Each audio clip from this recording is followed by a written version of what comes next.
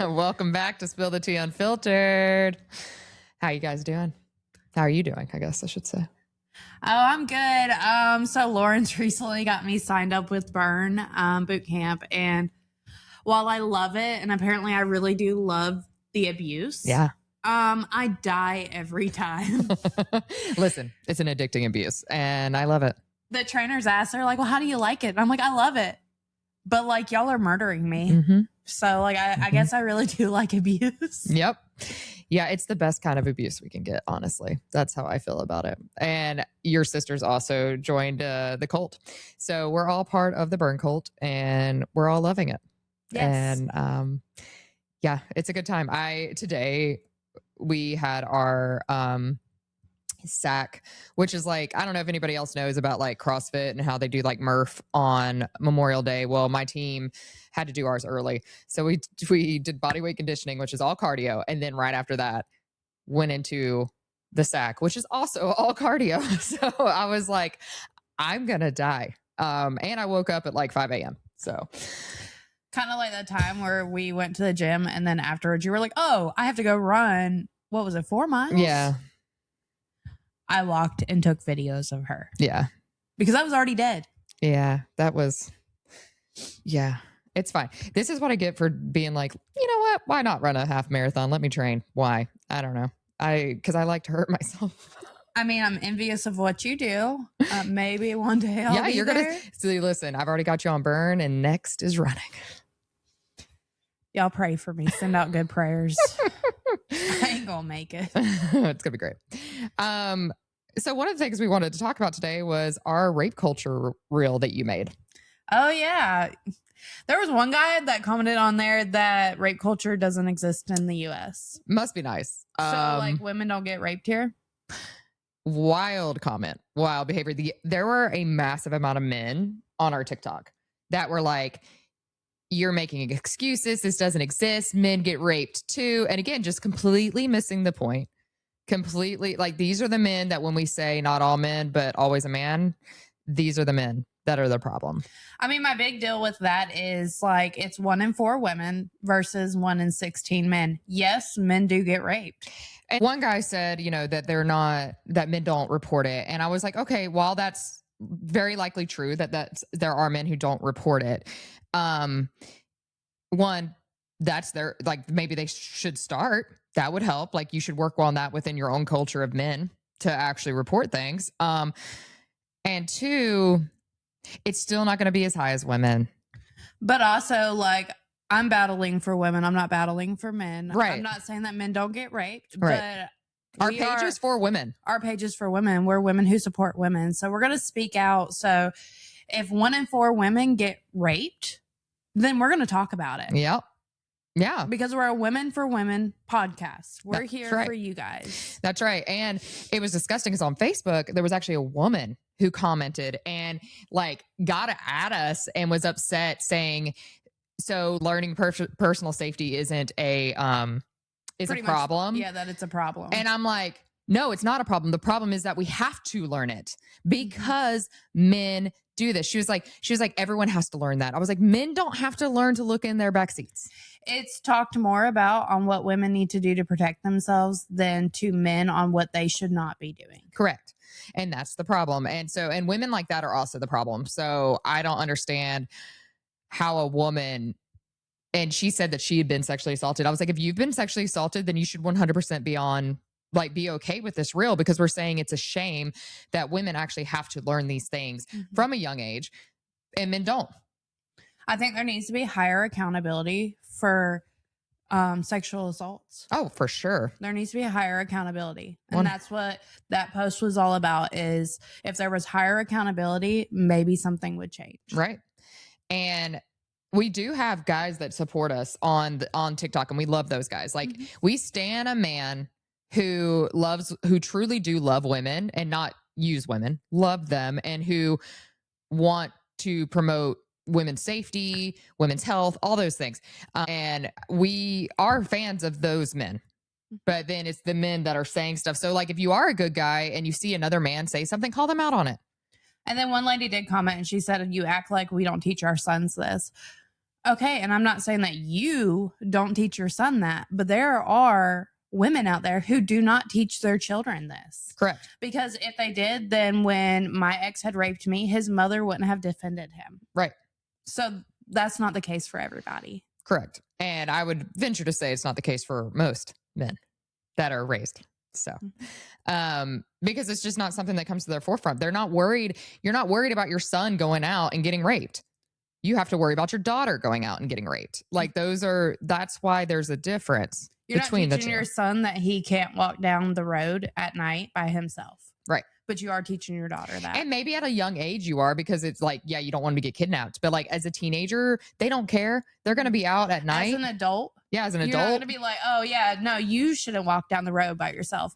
But as a woman, how many times are we told not to? Still, every time. And like be in pairs and don't go anywhere alone and all these things.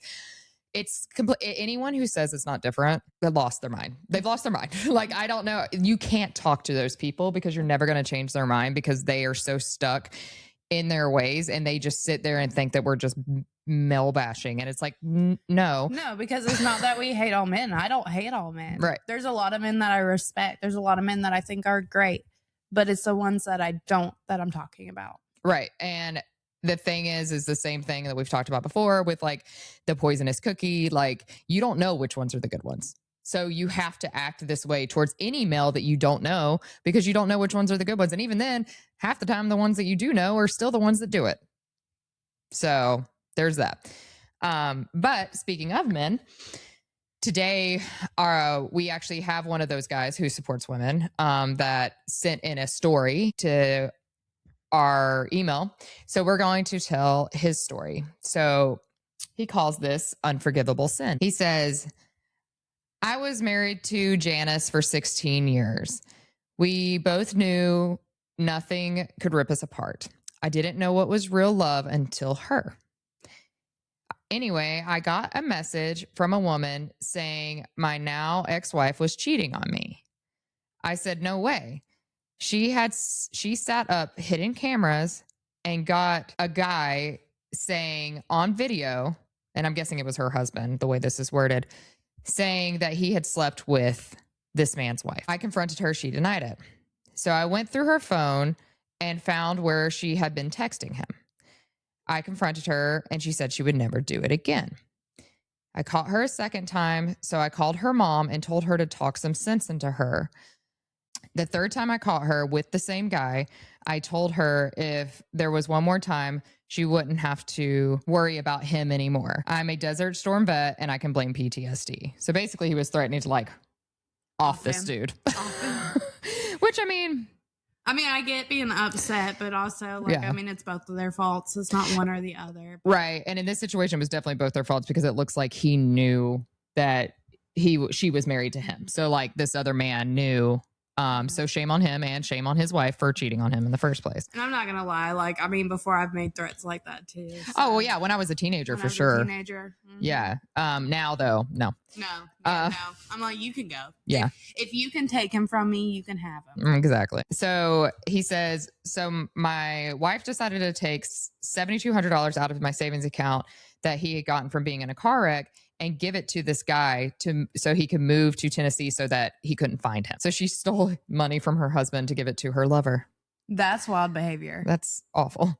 That's wild. So then on Black Friday, she was having a girls' day and she forgot to tell her friends not to post on Facebook so there wouldn't be any pictures. So when I realized where she was, I called and it took her 2 hours to call me back. So he left her like multiple voicemails and stuff. And he's like, I told her I knew where she was and that she could just stay there because she was no longer wanted here. Which, good on you. Like, at that point, like, you gave her multiple chances and she kept doing it. So she was obviously having a full on emotional and physical affair with this other man. So you definitely gave more than I would have. Yeah. Yeah, for so sure. Kudos to you. I will say that's one thing about like guys is like when it's over, like they really do try to fix it at the end. Yeah. If they're on that end. Yeah, if they're on that end. Yeah. Like they put the work in. Yeah. If they actually want to keep it going. Yeah.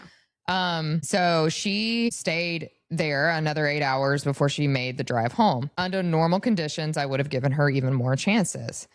But this was a guy who molested my little girl starting when she was 6 years old. No. My daughter didn't tell me until she was 19. That makes me so sad. So not only was she cheating on him, but she was cheating on him with his daughter's molester. That's heartbreaking. That's that poor little girl. Awful. Like, and I mean, imagine being that man. So you already have hatred for this guy. Right. Like, you already want to murder him. So now I don't blame you for wanting to murder him at all. Because child molesters, I would be fine with a Dexter. Oh, speaking of, there was a Dexter in Florida. Serial killer. Yeah, there was a Dexter in Florida going after pedophiles. And you know what? Good on him. I don't think he should be prosecuted. Nope. I'm fine with it. I'm fine with it. You go after kids. That's on you. Mm-hmm. You made your choice.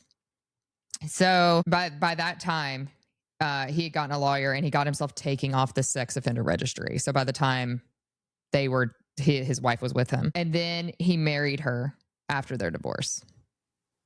So she married her lover, her daughter's child molester, or did she not know yet? No, she knew. Gross. That's gross behavior. So he said that she wouldn't be allowed to see the kids anymore. That if you don't divorce him, I'll take my son away from you, because at that point his daughter was an adult, so obviously she didn't have to go over there, but he didn't want his son going there too, because one, he was worried about what we've talked about, kids do get molested, but also he's also autistic. So he would have had to deal with even more like stuff too. But a lot of times, like, those type of men who can't control their sexual behaviors also can't control other emotions either. So like anger, they can't control that either. Yeah.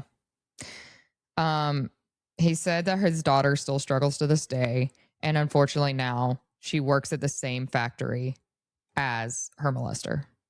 Oh my gosh. So I hope that she gets away from that. The way I would push him into like a wood chipper or something. Well, his closing sentence is, "A dad's work is never done." So you are right. He says, thanks for listening. So, thank you for trusting us with your story, and as a man for sending us your story, because as we've said before, we do know this happens to men, and we normally tell women's stories here, but every once in a while, if we have a man's story, we will tell it, because it is fair to tell both sides of the story. And there's bad women just like there is bad men.